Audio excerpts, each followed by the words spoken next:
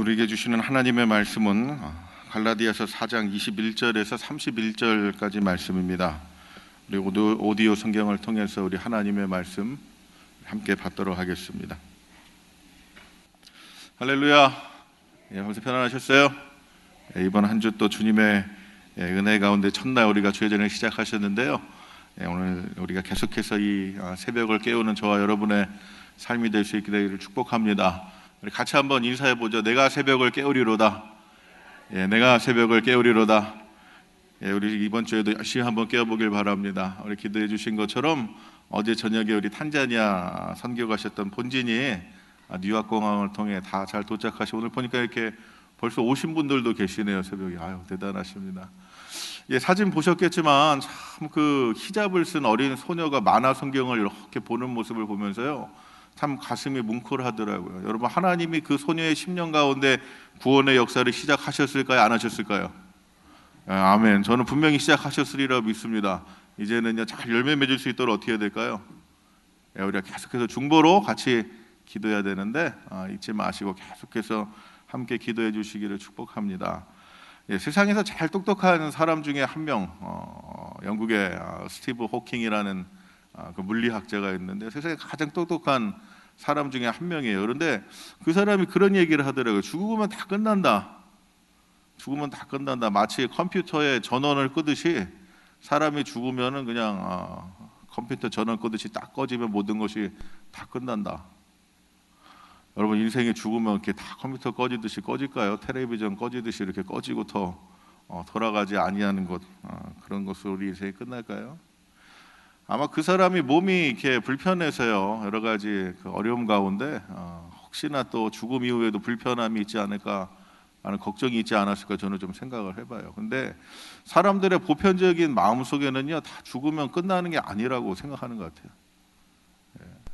예전에 제가 영화를 한 편 봤는데요, 가끔 영화도 좀 보고 그러시죠? 그런데 영화를 한 편 봤는데요, 기독교 영화가 아니었어요. 그런데 놀라운 거는요, 거기서 그런 장면이 나오더라고요. 딱 사람이 죽으니까요, 다 이렇게 심판대 앞으로 가는 거예요. 심판대 앞으로 갔는데 그 앞에 뭐가 있을까요? 저울이 하나 이렇게 딱 놓여 있는데 한편에는 이렇게 양팔 저울 같은 게 딱 놓여 있는데 한편에는 아무것도 없고 한편에는 깃털 같은 게 깃털이 하나 이렇게 딱 올라가 있어요. 근데 거기 이제 딱 심판하는 사람이 서가지고요, 사람이 한 명씩 이렇게 라인업을 해서 한 명씩 나오는데 한 명씩 나올 때마다 그렇게 이야기하는 거야. 너 무엇을 갖고 왔느냐?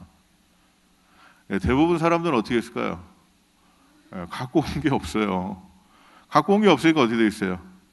저울에 달아보니까 깃털보다도 깃털이 더 무겁게 평가가 되겠죠. 근데 그런 와중에도 뭔가 갖고 온 사람이 있긴 있더라고요. 그런데 놀라운 거는요, 거기다가 뭐 보석 같은 걸 올려놔도요, 글쎄 깃털보다 무겁지가 못한 거예요.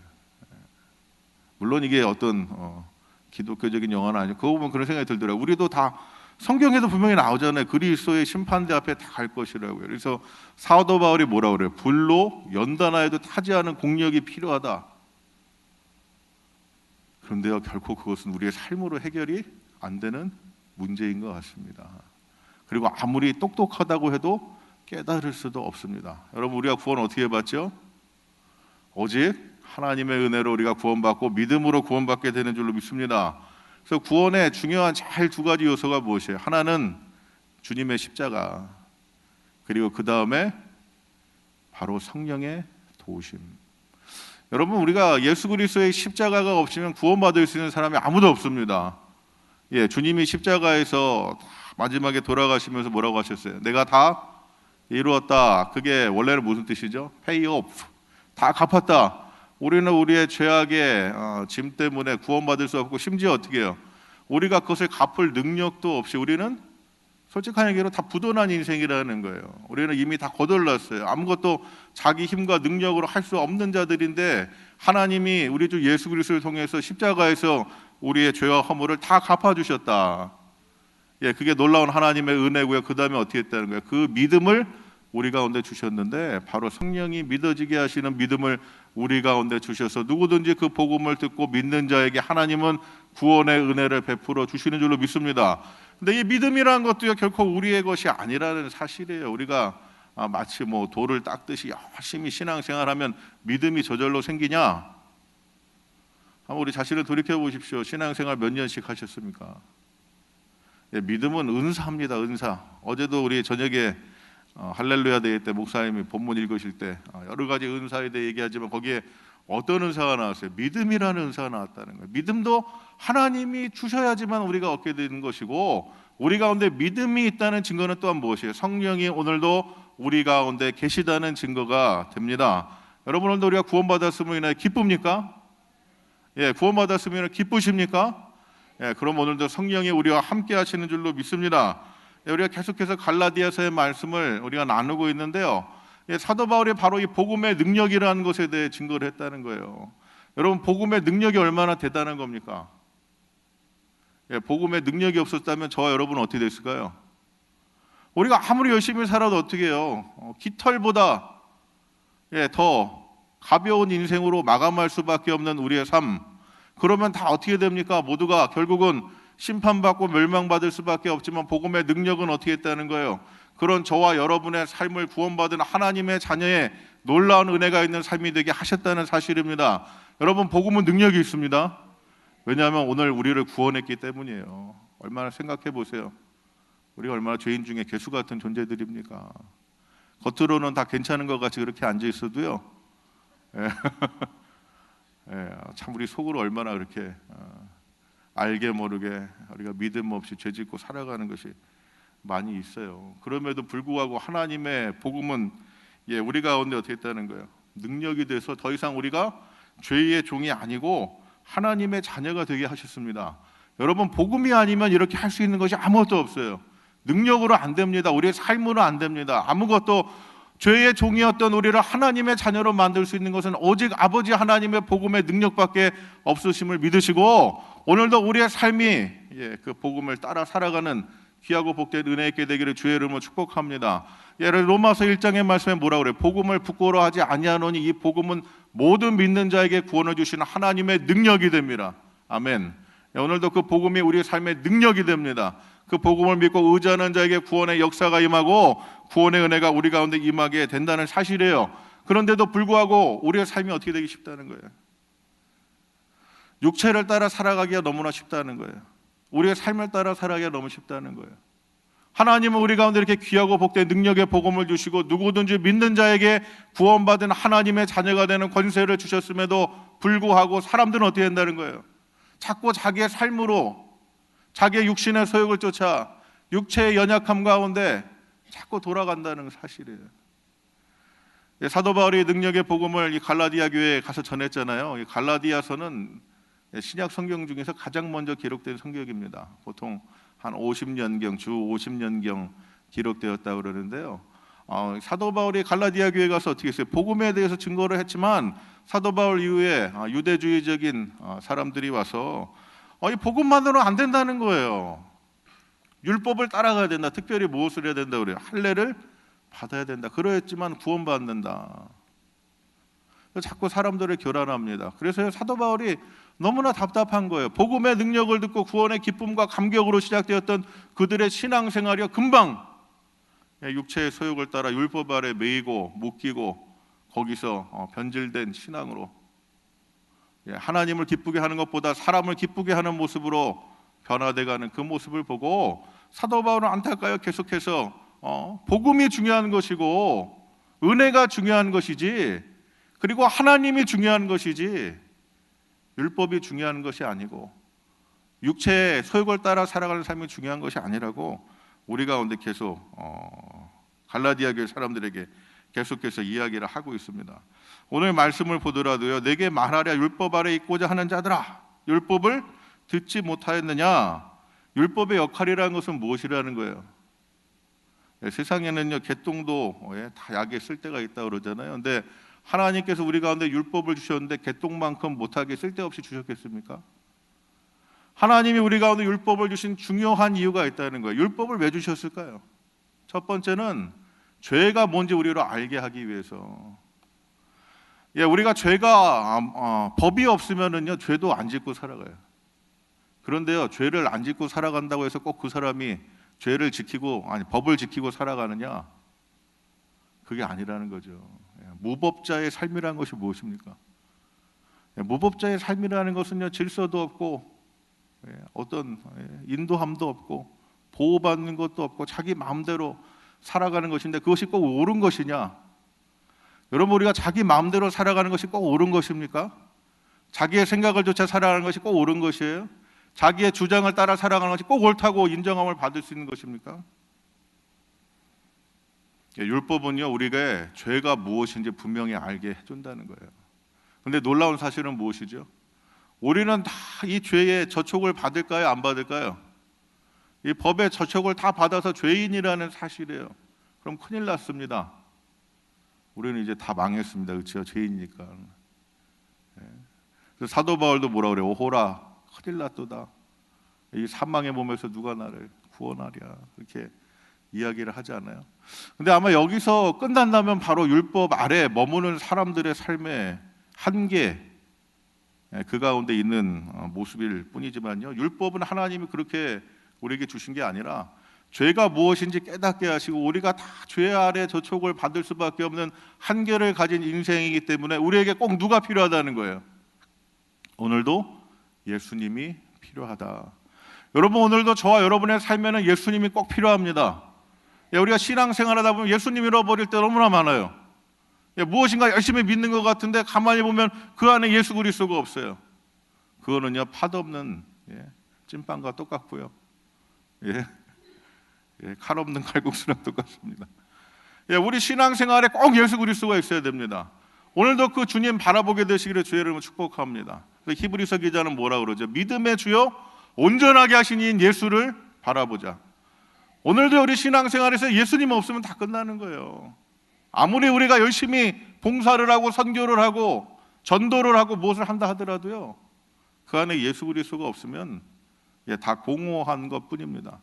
바로 율법의 중요한 역할은요, 우리로 예수 그리스도께 인도하는, 그래서 뭐라 그래요? 몽학 선생이다, 초등교사다, 그렇게 이야기하고 있지 않습니까?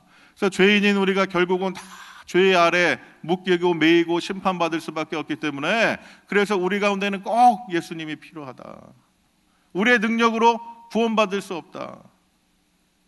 여러분, 오늘도 우리가 그 주님 든든히 붙잡게 되기를 주의 이름으로 축복합니다. 그리스도 예수 안에만 약속이 있습니다. 우리의 삶에는 능력이 없다는 거예요. 우리의 의로움에는 능력이 없다는 거예요. 여러분, 우리가 하나님 앞에 다 가게 됩니다. 하나님은 그런데 우리 가운데 어떻게 우리를 구원해 주셔요? 우리를 의롭기 때문에 구원해 주신다는 사실이죠. 여러분, 우리가 불의함으로는 구원받을 수 있는 사람이 아무도 없습니다. 그런데 우리가 어떻게 하나님 앞에 의롭다함을 우리가 인정받을 수 있겠습니까? 우리 삶에 몇 프로가 의로우면 의로울까요? 우리가 잘 생각을 해봐야 됩니다. 요즘 다원주의적인 그런 생각 속에서 멋진 말들 참 많이 해요. 독일의 그 가톨릭 신학자였던 칼 라너라는 사람이 있는데요, 그 사람이 마치 구원은 산에 올라가는 것과 같다, 그렇게 이야기를 했습니다. 산에 어떻게 올라가세요? 다들 다 한 줄로 라인업해서 이렇게 쭉 올라가나요? 그게 아니라요, 어떤 사람은요, 뭐 절벽을 타고 올라가기도 하고, 어떤 사람은 오솔길로 올라가기도 하고, 어떤 사람은 헬리콥터를 타고 올라가기도 하고, 그래서 누구든지 다 올라가기만 하면 된다는 거예요. 마치 구원이란 그런 것 같다. 참 멋진 말 같죠? 참 멋진 말 같죠? 그런데 그런 말에 속으면 안 된다는 거예요. 이제 제가 참 충격을 받은 일이 있는데, 어떤 나이 많으신 목사님께서 좀 이렇게 진보적인 신학을 하시는 목사님인데 그런 얘기를 하시더라고요. 나는 사람이 긍정적으로 살면 구원받을 수 있을 것 같다고 믿는다고.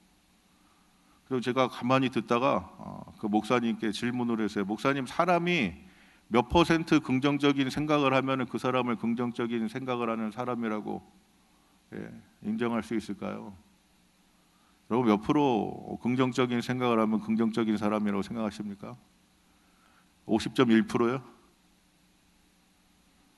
아니요.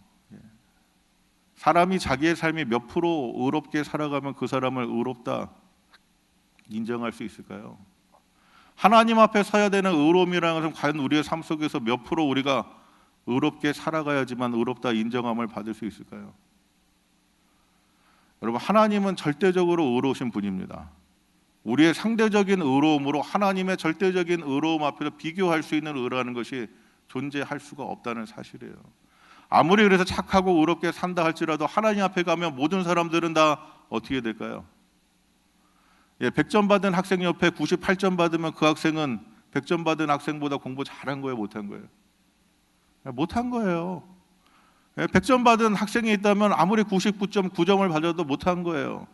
그것처럼 하나님의 의는 100% 완전한 의로움인데 우리가 아무리 99% 의롭다 할지라도 하나님 앞에 가면 그 모습은 어떻게 보일까요? 불의하게 보일 수밖에 없다는 사실입니다. 그런데 우리 하나님 아버지의 마음은 어떻다고 그랬죠?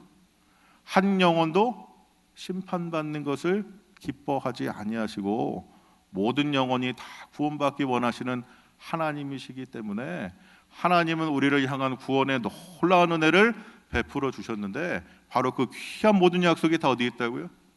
우리 주 예수 그리스도 안에 있다고요. 여러분, 그러면 오늘도 우리 가운데 무엇이 필요하겠습니까? 오늘도 우리 삶 속에 누가 필요하겠어요? 우리의 육체를 의지하며 육체의 소욕을 따라 육신을 자랑하며 우리가 신앙생활 할 것이 있습니까, 없습니까? 우리는 예수 그리스도가 없으면 아무것도 아닙니다. 우리는 구원의 은혜가 없으면 아무것도 아닙니다. 우리의 힘과 능력으로는 결코 하나님의 자녀가 될 수 없는 한계를 우리가 갖고 있지만, 그러나 하나님은 그리스도 예수 안에서 우리 모두가 하나님의 자녀가 될 수 있는 놀라운 은혜를 이미 우리 가운데 약속해 주신 줄로 믿습니다. 그래서 오늘도 우리가 어떻게 살아가야 되겠어요? 육신의 소욕을 따라 살아가야 되겠습니까? 율법 아래 살아가야 되겠어요? 자기의 육체를 의지하며 살아가야 되겠습니까? 자기의 소욕을 따라 살아가야 되겠습니까? 자기의 생각을 따라 살아가야 되겠어요? 오늘도요, 말씀 가운데 하나님 이렇게 말씀하시잖아요. 두 여인의 비유를 통해 율법 아래 육신을 따라 태어난 하갈과 같은 하갈의 자녀가 있고, 그리고 하나님의 약속 가운데 태어난 자유하게 하시는 하나님의 약속의 자녀가 있다. 우리는 어디서 살아가야 되겠습니까? 아직도 옛사람의 모습을 따라 살아가야 될까요? 아니요. 오늘 우리는 믿음으로 결단하고 구원의 은혜를 받은 우리는 하나님의 약속함이 있는, 자유하게 하시는 하나님의 약속이 있는 하나님의 자녀의 삶을 살아가게 되어야 되는 줄로 믿습니다. 그래서 오늘 그것이 무엇이에요? 성령을 따라 살아가라. 오늘 말씀이 우리 가운데 그렇게 이야기를 하잖아요. 약속을 따라 살아가라. 여러분, 오늘도 우리가 성령적인 사고를 통해 구원의 은혜 가운데 믿음으로 살아가게 되시기를 주님의 이름으로 축복합니다. 성령을 따라 살아가는 삶이 우리 가운데 왜 중요하느냐? 로마서 7장에 사도 바울이 그렇게 이야기하잖아요. 그러므로 내가 한 법을 깨달았노니 곧 선을 행하기 원하는 나에게 악이 함께 있는 것이로다. 내 속으로는 하나님의 법을 즐거워하되 내 지체 속에서는 한 다른 법이 내 마음의 법과 싸워 내 지체 속에 있는 죄의 법으로 나를 사로잡는 것을 보는도다. 오호라, 나는 곤고한 사람이로다. 이 사망의 몸에서 누가 나를 건져내랴? 우리 주 예수 그리스도로 말미암아 하나님께 감사하리로다. 누구로 말미암아 감사한다고요? 우리 주 예수 그리스도로. 왜요? 우리의 마음으로는 하나님의 법을 따라 살아가길 원하지만 육신으로는 결코 순종할 수 없는 우리를 위해서 하나님이 그리스도 예수를 통해서 우리 가운데 놀라운 은혜를 주셨기 때문에. 그리고 로마서 8장, 은혜 중에 은혜인 이 로마서 8장에 시작을 사도 바울이 이렇게 고백합니다. 그러므로 이제 그리스도 예수 안에 있는 자에게는 결코 정죄함이 없나니, 그리스도 예수 안에 있는 자에게는 어떻게 된다고요? 결코 정죄함이 없나니. 그 이유가 무엇이에요? 이는 그리스도 예수 안에 있는 생명의 성령의 법이 무엇이요? 생명의 성령의 법이 죄와 사망의 법에서 너를 해방하였습니다. 여러분, 오늘도 우리가 그리스도 예수 안에서 구원받은 하나님의 자녀의 삶으로 살아가기 위해서는 오늘 우리 삶 속에 무엇이 역사해야 된다는 거예요? 생명의 성령의 법이 오늘도 우리 가운데 역사해야 된다는 사실입니다. 여러분, 오늘도 우리 가운데 생명의 성령의 법을 따라 살아가게 되시기를 주의 이름으로 축복합니다. 성령적인 사고, 생명의 성령의 법을 따라 살아가는 그 삶이라는 것이 무엇이냐? 첫째, 믿음으로 살아가야 된다는 거예요. 믿음으로. 무엇을 믿음으로요? 예수님을 믿음으로, 주님의 십자가를 믿음으로. 주님이 십자가에서 어떻게 하셨다고요? 다 이루었다, 다 갚았다. 여러분, 예수님의 십자가는 능력이 있습니다. 예수님의 십자가는 능력이 있습니다. 오늘도 그 십자가를 붙잡고 살아가고 계십니까? 그 십자가의 능력을 의지하며 살아가고 있습니까? 예수님이 어떻게 하셨다고요? 다 갚았다. 다 갚았는데 어떤 것만 갚으셨을까요? 주님이 계실 때까지만 다 갚고 이제 우리가 외상 지고 있는 거죠, 다. 그게 아니라는 거예요. 예수의 십자가에는 능력이 있어서 우리의 과거의 죄도, 오늘의 연약함도 뿐만 아니라 장래 우리가 지을 수밖에 없는 그 모든 우리의 연약함까지도 주님의 십자가가 다 갚아주셨다. 할렐루야. 그것을 믿는 자의 삶은 어떻게 되겠습니까? 담대하게 믿음으로 살아가면서요, 더 이상 죄의 종이 아니라 자유하게 하시는 하나님의 자녀의 삶을 살아가게 된다는 사실이에요. 우리가 죄에 대해서 약합니까? 강합니까? 다 연약할 수밖에 없어요. 왜 그러죠? 예수의 십자가의 능력을 우리가 믿지 못하기 때문에. 그러나 오늘도요, 우리가 예수의 십자가를 믿고 그 능력을 덧입을 때, 우리가 성령의 생명의 법을 따라 살아갈 때 죄가 아무리 우리를 유혹해도 어떻게 해요? 노 땡큐. 우리가 담대히 담담하게 우리가 그 죄에 맞서며 우리의 믿음을 지켜갈 수 있다는 사실이에요. 사랑하는 여러분, 오늘도 우리가 예수님의 십자가, 오늘도 우리 뒤에 걸려 있잖아요. 우리의 귀에도 꽂혀 있고 목에도 매어 있는데, 그 십자가를 바라보시고 그 십자가가 오늘 우리에게 무엇을 이루셨는가 꼭 믿음으로 붙잡게 되시기를 주님의 이름으로 축복합니다. 예수님이 뭐라고 말씀하셔요? 하나님이 지나간 시간 기억하지 아니하시고 이전에 행한 모든 일 생각지 아니하신다고 우리 가운데 말씀하셨는데요, 우리가 계속해서 옛 사람의, 옛 신앙의, 옛 지나간 시간 가운데 붙잡혀서 그렇게 살아갈 필요가 없다는 거예요. 이제는 예수의 보혈의 능력이 있고 그 보혈이 우리를 구원했기 때문에 성령이 주시는 귀한 믿음을 가지고 그 안에서 참 자유함으로 오늘도 우리를 무섭게 유혹하는 이 죄의 유혹으로부터 담대히 맞서게 되시기를 주님의 이름으로 축복합니다. 성령적 사고로 살아간다는 것은 무엇입니까? 두 번째, 은혜로 말미암아 살아간다는 것이에요. 어제도 우리 강사 목사님이 말씀하셨지만 나의 나된 것은 다 무엇이에요? 하나님의 은혜입니다. 오늘도 우리가 살아가는 것은 다 어떻게 살아가야 될까요? 은혜로 살아가야 된다는 거예요. 내 힘으로, 내 능력으로 살아가는 거 아니에요. 은혜 받는 자의 믿음의 고백이라는 건 무엇입니까? I'm nothing. 나는 아무것도 아니다. 그래야지 은혜가 있는 거예요. I'm something. 내가 중요하다. 내가 뭔가 됐다. 내가 뭔가 한다. 그 순간 바로 우리 가운데 은혜가 그치게 됩니다. 우리 지난번 본문이 열왕기 상이었잖아요. 엘리야 어떻게 됩니까? 막 갈멜산에서 바알의 선지자, 아세라 선지자 850명과 싸워서 그가 이기게 되지 않습니까? 처음에는 어떻게 해요? 완전 쫄았잖아요. 거기서 850대 1. 850대 1도 아니라 아마 수천 대 1이었을 거예요. 거기서 하나님 의지하는 사람 엘리야밖에 없었는데 사람들도 많이 있었잖아요. 그 순간 엘리야가 어떻게 합니까? 하나님 앞에 기도하고 하나님 앞에 부르짖고 간구하고 하나님의 능력을 막 의지했을 때 오히려 그는 더 담대하여 영적인 대적들을 맞이하여 하나님이 주시는 큰 승리를 차지하게 됐지만, 그가 내가 아무것도 아닙니다 하나님 앞에 고백했을 때 하나님은 그에게 은혜도 주시고 능력도 주시고 하나님이 그에게 힘이 되어 주셨지만, 그 사건 다음에 아마 엘리야가 좀 생각했던 것 같아요. I'm nothing이 아니라 I'm something. 내가 다 이겼다. 내가 다 이겼다. 그러니까 그 순간 어떻게 됩니까? 하나님의 은혜가 그치니까요. 그 어제까지 수없이 많은 영적인 대적들과 싸웠던 그가 이세벨의 그 말 한마디에 완전 어떻게 해요? 다시 쫄아서 도망가잖아요. 그래서 하나님의 동굴 가운데, 그가 호렙산까지 도망가서요, 동굴 안에 들어가서요, 얼마나 웃기는 짓을 하는지 아세요?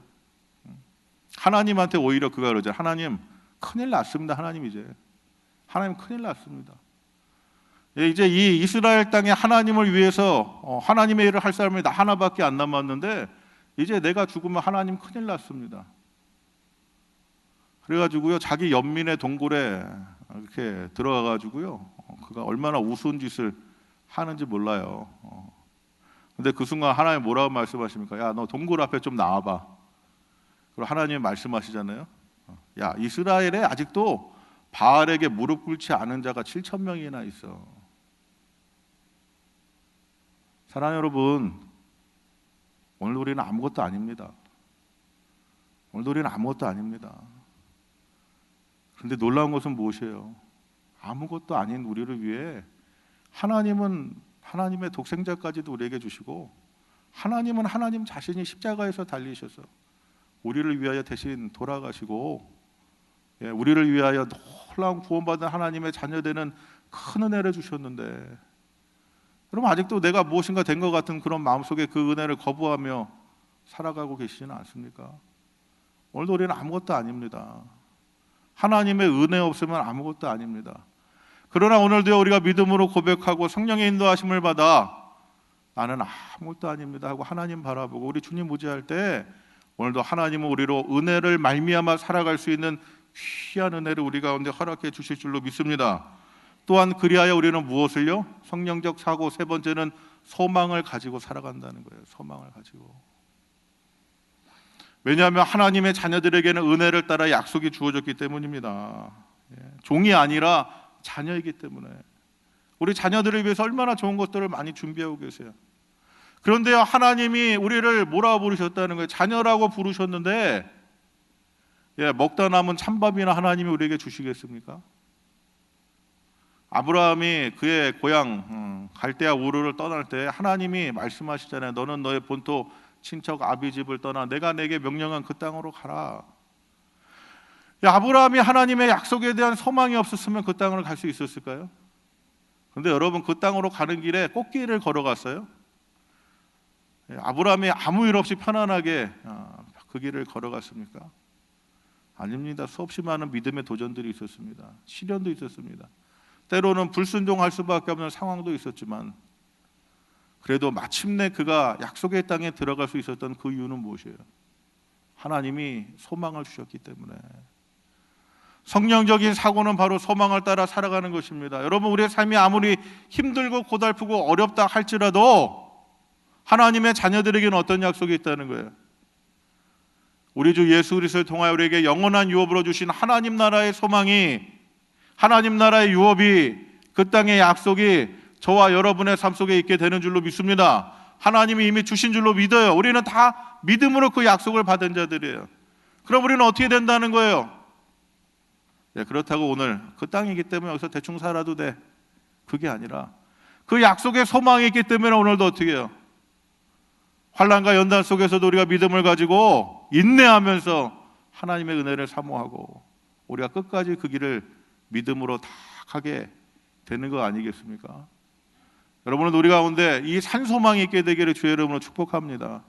아무리 사는 게 어려우셔도, 우리의 육신이 강건하지 못하다 할지라도 오늘 하루 주신 하나님의 은혜를 놓치지 마셔요. 하나님의 약속으로 이 소망을 가지고 우리가 넉넉히 이기게 되는 줄로 믿습니다. 그리스도 예수의 사랑으로부터 우리를 끊을 수 있는 것이 아무것도 없다고 그랬잖아요. 오늘도 그 사랑으로 인하여 그 소망을 가지고 예수 그리스도 안에 있는 모든 좋은 것을 바라봄으로 우리가 자기의 육신의 소욕을 쫓아 육체를 따라 율법 아래 있는 옛사람의 모습으로 그렇게 살아가는 것이 아니라, 이제는 정말 복음의 능력을 통해 성령의 인도함으로 믿음을 따라 약속이 있고 하나님의 놀라운 은혜가 있는 하나님의 자녀의 삶을 오늘도 담대히 살아가게 되시는 저와 여러분이 될 수 있게 되기를 주의 이름으로 간절히 축원합니다. 기도하겠습니다.